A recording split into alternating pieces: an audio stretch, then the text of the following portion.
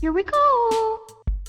On August 26, 2019, at 6 p.m. Eastern Time, the biggest speedrunning race in the history of video games will begin.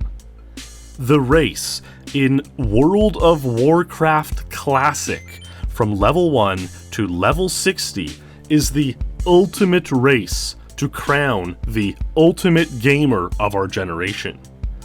Seriously, there will be several million people playing the game on launch day, many with the intention of leveling up to level 60 as quickly as possible, making it by far the largest speedrunning race of any kind that will ever have taken place. But who will become this gamer of glory? What strategies might they use to get there? And what dangers might they encounter along the way? In this video, we will detail all that's led up to this moment and what is yet to come.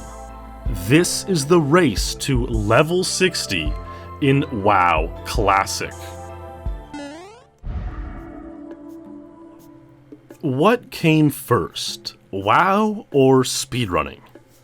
Okay, well, it was speedrunning, and although the speedrunning playstyle wasn't on the radar for most in an MMORPG like World of Warcraft, there are always some min-max type players or generally epic gamers who are interested in leveling as quickly as possible. The most prominent of these types was this fellow and longtime speedrunner, Furious Paul, who has done some speedruns at AGDQ of Castlevania 4. But many will know him better by the name of his in-game female troll hunter, Joana. Joana truly is the pioneer of speedrunning level 1 to 60 in World of Warcraft, having made tons of neatly organized guides for vanilla World of Warcraft, literally writing the book about it. Level 60, the max level, was important because it's where you could unlock endgame content, the ability to raid Ragnaros or Onyxia for cool loot. Mortal insects! Now, as WoW grew in popularity through 2005 and 2006, Blizzard had to create fresh servers to accommodate its growing player base. A fresh server gives anyone an opportunity to start a completely new character in a refreshed world. So Joana would use these opportunities to speed level all the way up to level 60, refining tactics and learning optimal strategies for doing so. The best run Joana ever had was getting to level 60 from scratch in 4 days, 20 hours in-game time. All his attempts being carefully recorded and documented, which was rare enough in itself for that era of gaming. This was also a time in gaming where there were no live streams, no $30 million mega tournaments, no world-famous YouTube gamers. If you told your normie friends or family that you were a pro gamer of any kind, you'd be laughed into oblivion. But as the profile of World of Warcraft grew in wider culture, thanks in part to things like the notorious Make Love Not Warcraft episode of South Park, if you could tell your normie friends you had a level 60 World of Warcraft character, they at least knew you were a serious gamer. Though they might still laugh when you walk away. I know, I certainly laughed at my WoW playing friends back then. Level 60 was it, and if you had any level 60s, let alone multiple, you were truly a god gamer in 2006. And doing multiple speedruns to level 60 over and over, optimizing them all, and selling the guides to fellow gamers, well, that's what made Joana the ultimate god gamer of that time. But on January 16, 2007, Blizzard released The Burning Crusade, the first expansion for World of Warcraft. It was incredibly well received and beloved by the player base, and it added many new features, as well as increasing the level cap to 70, so speedrunning level 1 to 60 runs kinda felt incomplete. The category fell by the wayside, and 1 to 70 runs just never really caught on. Though this wouldn't quite be the end of WoW vanilla speedruns. Hold that thought for a little while.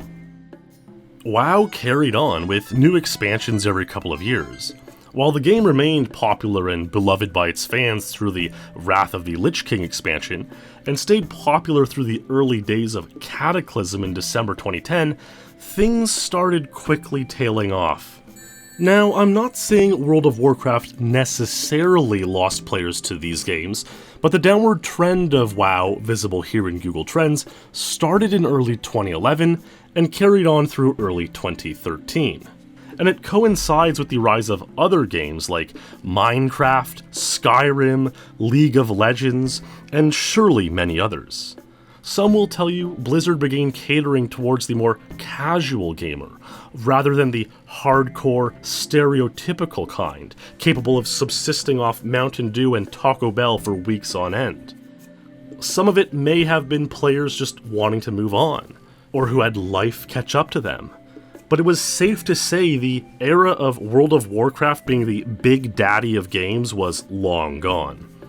Cataclysm in-game destroyed many beloved areas through floods and earthquakes, and while not directly the reason for the descent of WoW, this was the symbolic point when the game too saw a cataclysmic decline in interest from players. But the lovers of the original World of Warcraft experience, the prime 2004 to 2006 level 60 grinding dream, were not ready to pack it in just yet. With the downfall of Retail WoW, the officially sanctioned Blizzard version of the game, saw the increase in interest in private servers, emulated servers of the game where you could go back in time and play World of Warcraft as it was, before any of these expansions. Shoddily emulated and buggy, mind you, as emulators often are, but with time some of these servers got better and better. Still, some information like drop rates or damage values had to be crudely estimated and refined over time, so the servers never played exactly like original WoW vanilla. They played close enough where it was cool to relive a similar experience as vanilla, but wouldn't it be even cooler if Blizzard made an official vanilla option? Was a common thought among those on the private servers. These servers were also a little bit taboo in the public eye.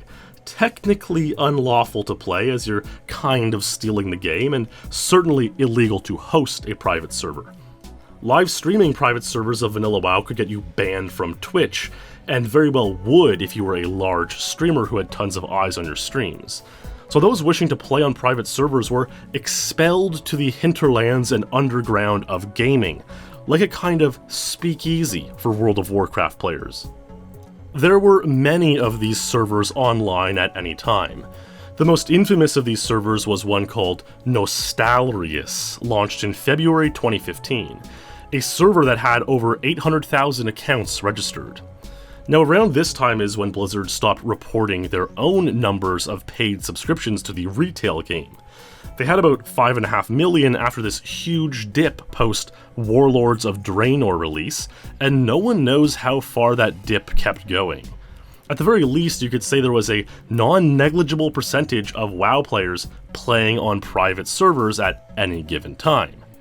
But what happens when a speakeasy gets too much attention? That's right, it gets shut down, and that's exactly what happened in April 2016. And now with their biggest, coolest WoW vanilla experience gone, the gamers had nowhere to turn.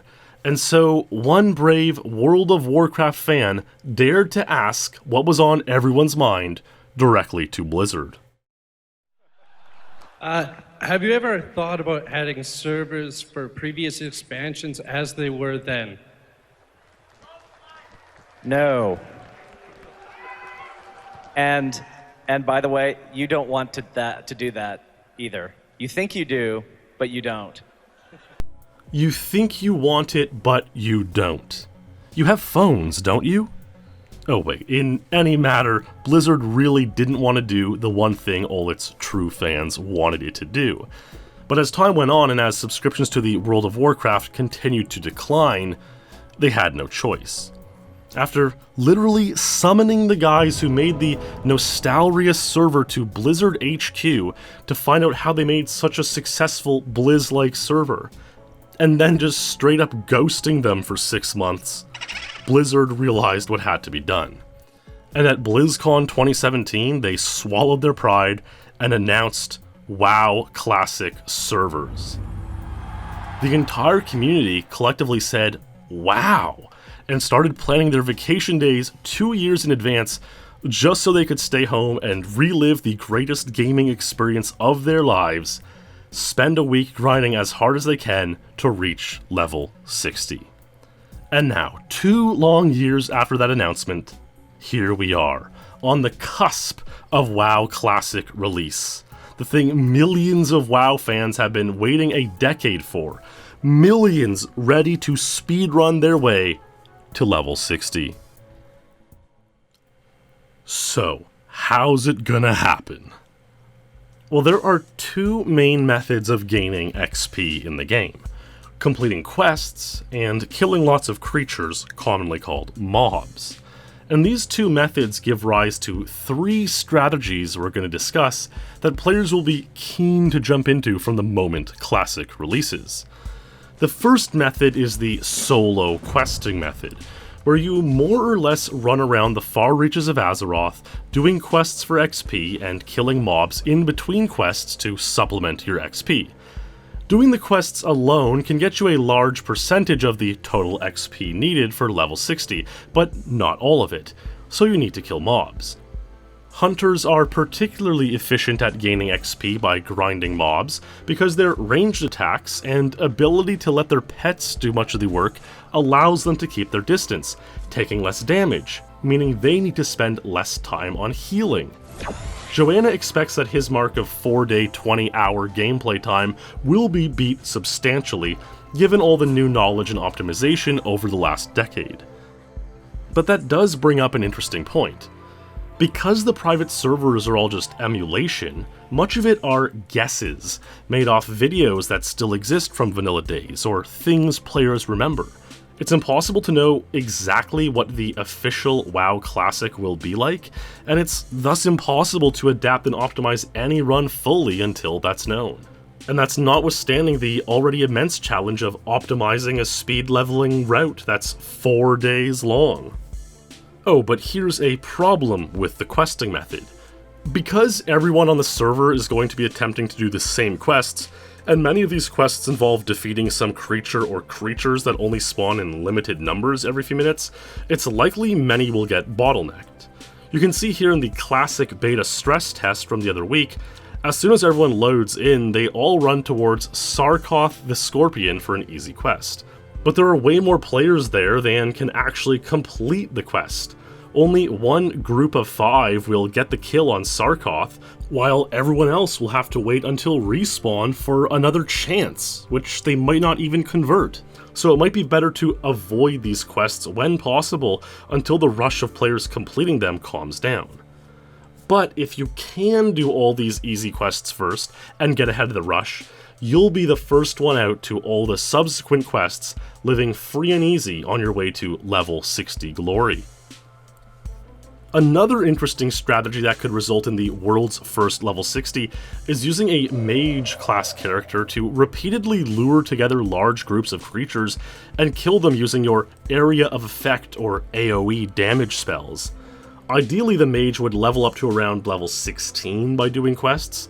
Then they're powerful enough to start AoEing, and that's all they would do while ignoring quests all the way to level 60. JokerdTV is a fellow who has done multiple 1-60 runs on private servers using this method, doing it in sub 4 days multiple times. His best run taking a mere 2 days 17 hours, which the barons.chat forum lists as the record for 1-60 speed leveling, done on a private server called Silver Hand. So I know you're thinking, well, 2 days and 17 hours sounds a lot faster than the 4 days 20 hours of Joana's record. And you're right.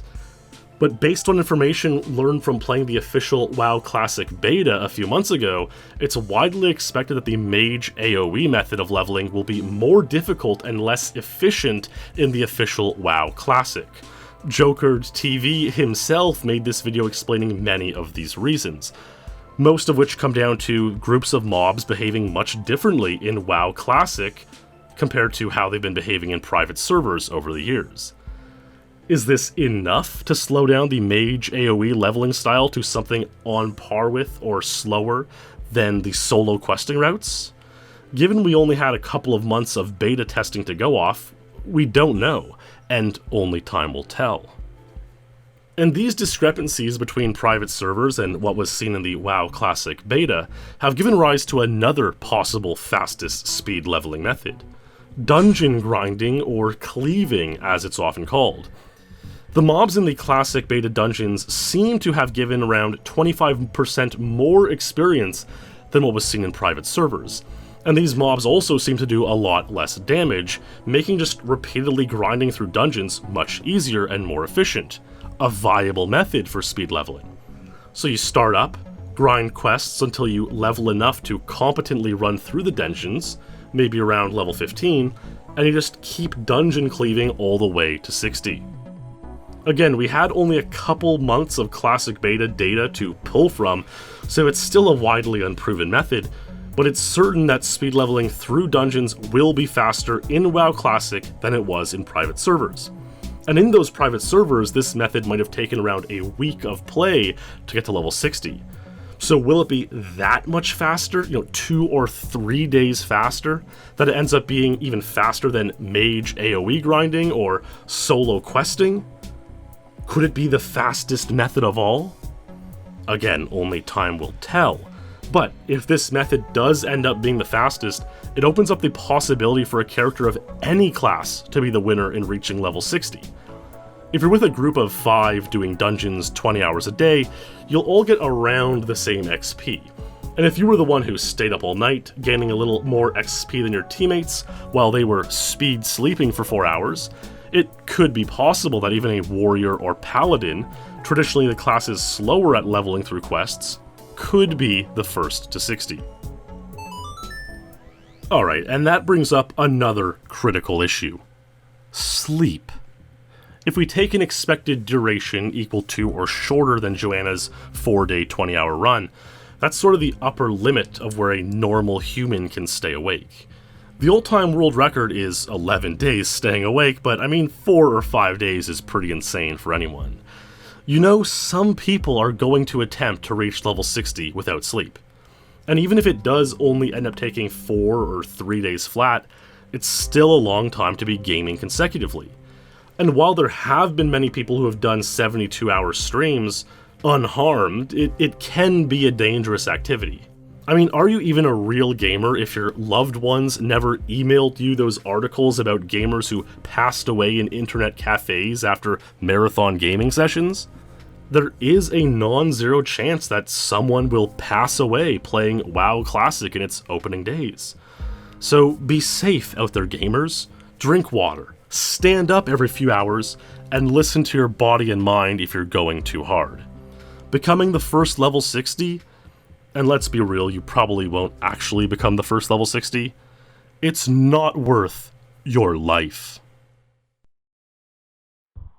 Another question that might arise is, when the first level 60 is revealed, it'll probably be someone who played the 3 or 4 days straight.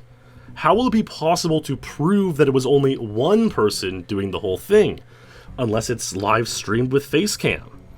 For the sake of the world's first level 60, do we only count those who live streamed the entire thing with Facecam to prove they did it alone?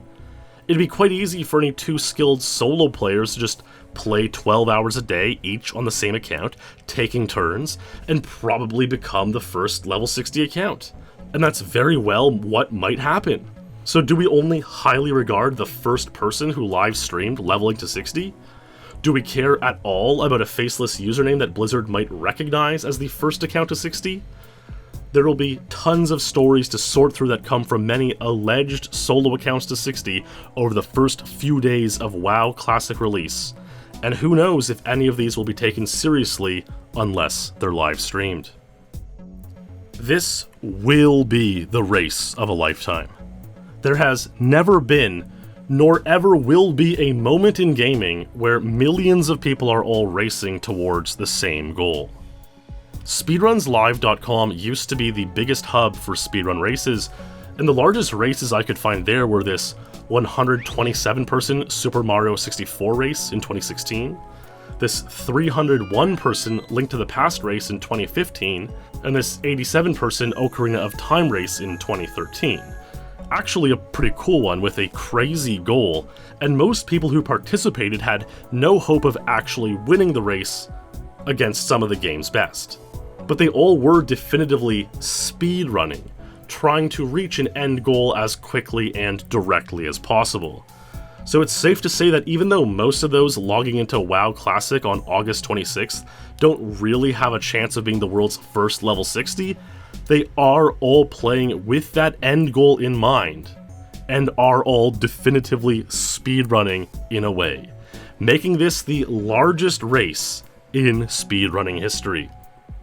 The winner to be crowned the God Gamer of all God Gamers, the legend in the most legendary game of all time, and adorned with glory forever. Having made all the real-world sacrifices, the days called off work, the sleep discarded, and the risk of death worth it. And that's really what speedrunning is all about. So gamers, buckle up, good luck, and I hope all you Horde players remember where to find Mancrick's wife. Alright, that's all for this video. Enjoy the game and the stories that are sure to be told. Stay safe, stay healthy, stay hydrated, stay true, my friends, and I'll see you in the next stream or video.